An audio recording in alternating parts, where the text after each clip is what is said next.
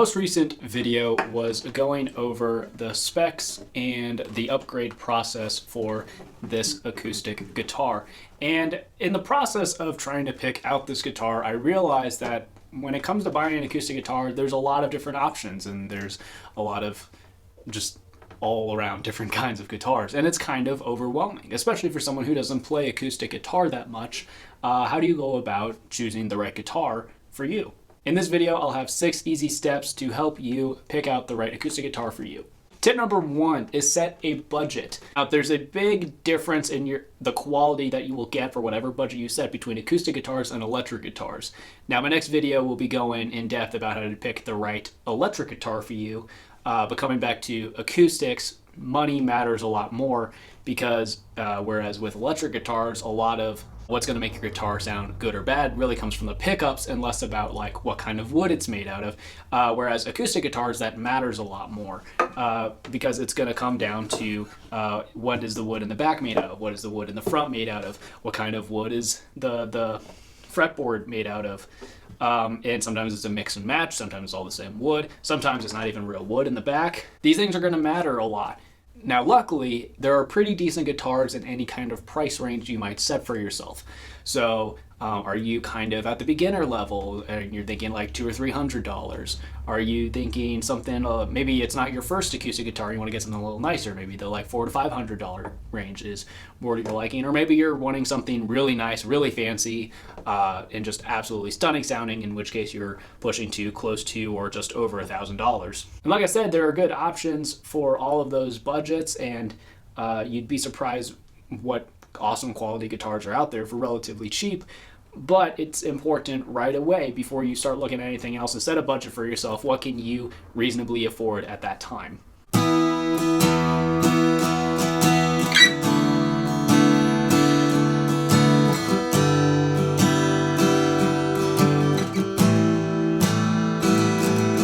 Tip number 2 is a question for yourself is, what are you going to be using the guitar for? Because that will ultimately make a big difference.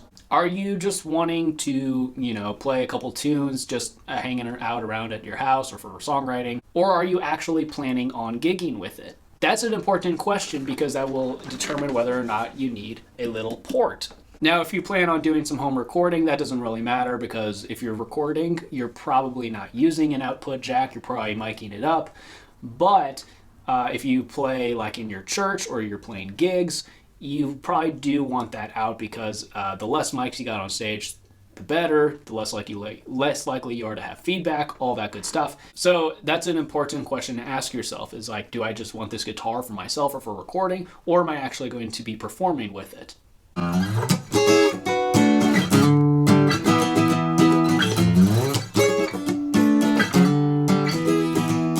Tip number 3 is kind of a part 2, and that is, do you need the high fret access? This guitar, as you can see, I can easily get up on these high frets because they have this nice little cutaway here, but a lot of acoustic guitars don't have that. They will just be rounded here. Now, if you don't really think you're going to be playing on those high frets, then that's probably not even an issue for you. But if you think that you're going to want those, that's something that you should be considering as well. Now, luckily, a decent amount of guitars that I saw while I was trying to pick this one out, and again, check out my last video if you haven't, they'll have like 2 different versions of a guitar, one with the cutaway, one without the cutaway, so there's always that as well, though not all guitars will have that.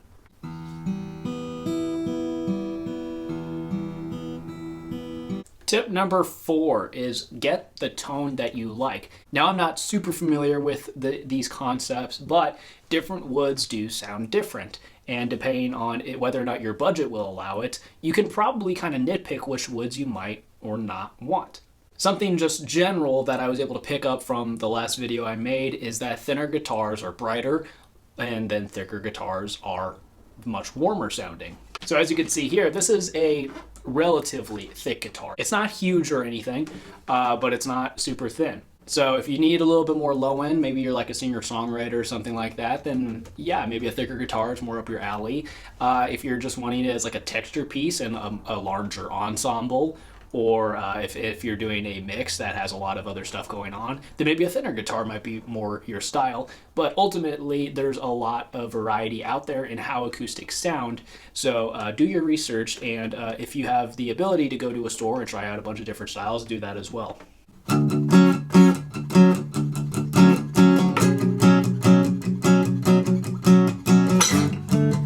Tip number 5 is another thing that I learned from the last video I made. You need to be comfortable with your guitar. There's a lot of different factors. How wide is it? How big are you? Is it hard for you to get your arm around it? How does the neck feel in your hand? Do you like a thicker neck? Do you like a thinner neck? There is a slight difference in scale lengths as well, so that's something you should be considering. Depending on how the back of the neck is rounded could be a factor. There are a lot of different things you should be looking at. Just make sure that when you're trying out different guitars, it should just feel comfortable and it should feel right. Tip number 6, last tip and probably the most important, is just get a guitar that you like.